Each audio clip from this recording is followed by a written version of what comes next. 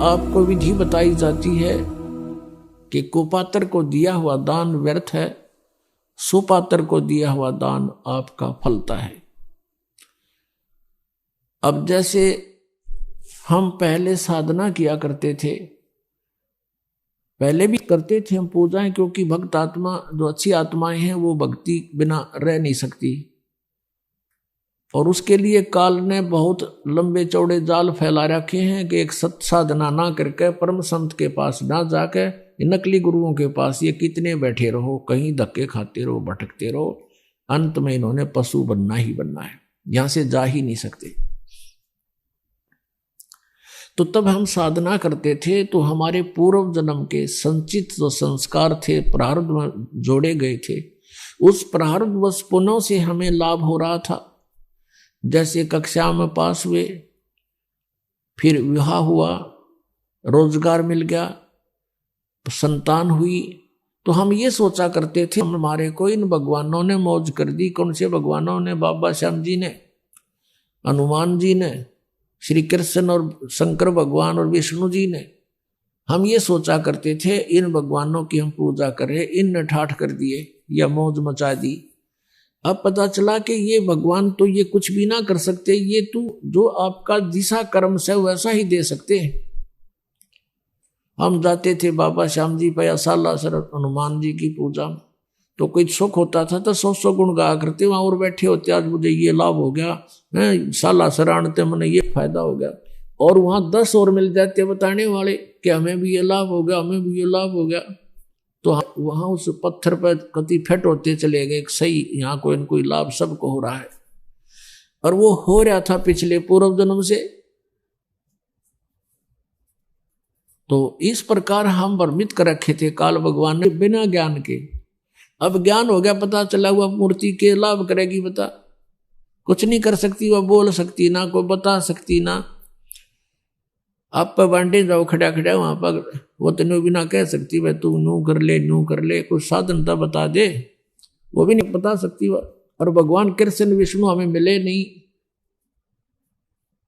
और अगर उनका कोई रिप्रेजेंटेटिव मिल जाता तो वो लाभ की दिवा सके हमने, जन्म मृत्यु उसकी बट्टे नंबर माँ विष्णु महेश की मिटी नहीं।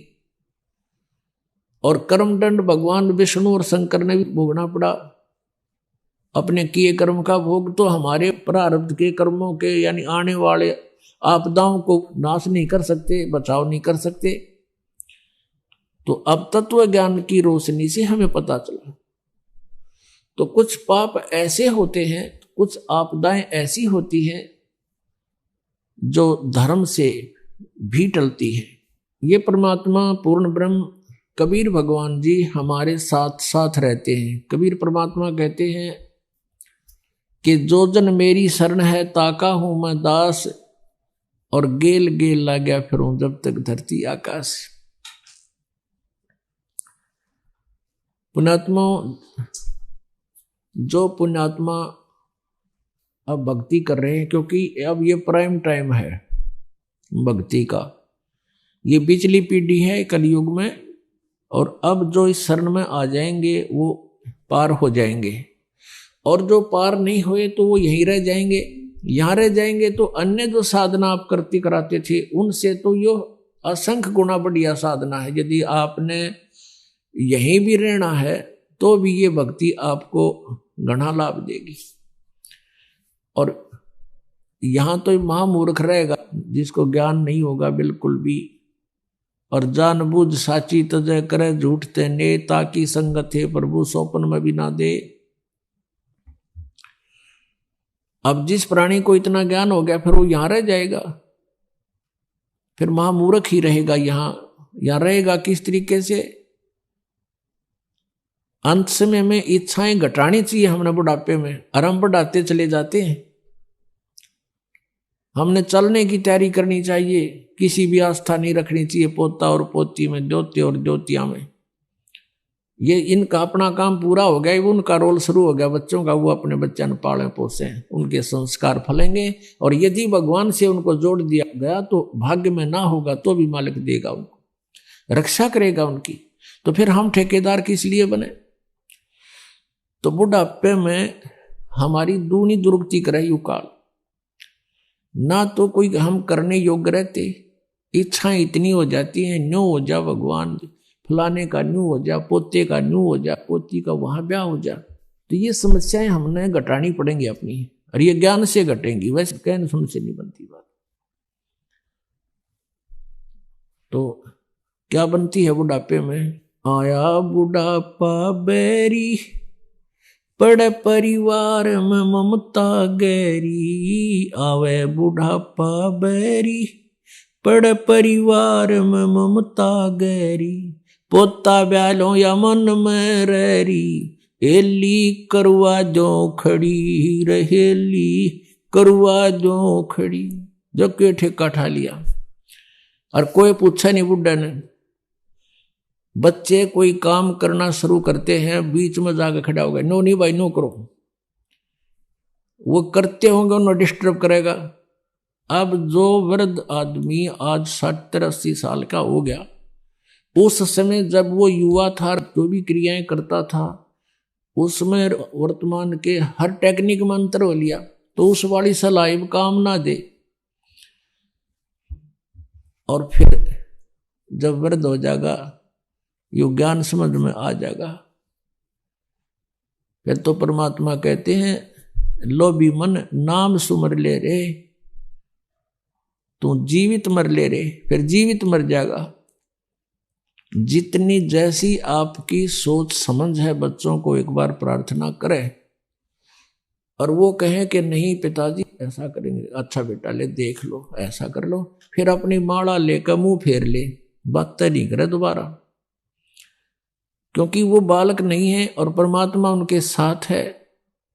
जहां जो भगवान साथ देगा, माँ बाप नहीं दे सकते। माँ बाप अपने बच्चों को खाना खिला के, अच्छी तरह नवा धोआ के, कपड़े सुथरे बढ़िया पहना के स्कूल भेज देते हैं, और रास्ते में दुर्घटना हो जाती है तो वहां माँ बाप का रोल नहीं है, वहां किसका रोल है? भगवान का। जब वहां रोल भगवान का है इसी टिपिकल स्टेज पे, तो वहां क्या भगवान आंख मीच के बैठेगा आपके बच्चों के साथ?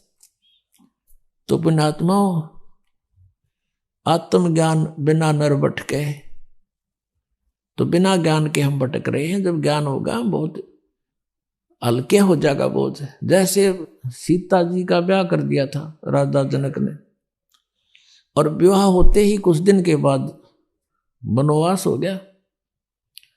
वनवास के बाद फिर उसका अपहरण हो गया, रावण की कैद में रही 12 वर्ष। अब क्या राजा जनक इतना समर्थ नहीं था कि अपने दामाद और पुत्री को वहां अपने वन में बिठा लेता, जंगल में, उसमें राज्य में, और वनवास का वनवास, और वहां सारी सुविधा देता उसको, वहां भिजवा देता सारा सामान खान पीने का। लेकिन नहीं, वो विद्वान पुरुष थे, उनको पता था कि हमारा फर्ज इतना ही था, इनकी विवाह कर दिया और इनका इब भाग फलेगा। हमारा बीच में डिस्टर्बेंस कति काम नहीं करे, हम मूर्खता करेंगे इनके बीच में बढ़ के, और हम बीच में पहले बढ़े, बच्चे का ब्याह कर दिया। वैसे तो सारी बात बिगड़ रही है, क्यों ना तो जहां हम लड़की का ब्याह करते हैं उनमें जो है भगवान का भय रहा नहीं, और ऐसा ही सचिथी अपनी है। लड़की का विवाह करते हैं, लड़की जाते ही तीसरे दिन फोन कर दिया कि मेरी सासू ने आज मेरे तय दूध ना दिया। तो लड़की की माँ कह गिला मन ने दिए फोन, और दे तेरी सास ने 2 सुनाओगी गाल, बस करूं उसने 4 गाल देगी अपनी समधन ने, फिर आजा आजा, और छूटा छाटी मुकदमे शुरू हो गए। बता कोई बात है? छोटी छोटी बातों पर हमने पतंगड़ बना के इतना कहर मचा लिया घरों में। बच्चे को समझाओ बेटा, अब घर ये नहीं रहा तेरा घर वो हो गया है, और अपने प्यार से रहे, अपने माता पिता की तरह व्यवहार कर, अपने घर में जगह बना, प्यार से रहे। तो हम पहले बच्चे नौका के में होता, मैंने बताइए, तने कोई कुछ कह देता है तो बालक तो फिर बालक का हुआ, थोड़ा सा कंधे जब फोन कर दे, होगी अशांति शुरू। बिना ज्ञान के हमने ये सारे काम बिगाड़ लिए, अच्छी शिक्षाएं खत्म होगी। कारण क्या रहा कि पहले बच्चे बुजुर्ग बैठा करते, बच्चों को विशेषकर आसपास बैठे होते, जब अच्छी शिक्षा देने की चेष्टा किया करते थे। अब सभी इतने बिजी हो गए माया जोड़न में। एक भक्त कह रहा था ना, बोला 10 दिन हो गए मेरे बच्चा ने नो नहीं पता मेरा पापा किस टाइम आओ हर किस टाइम जाओ है।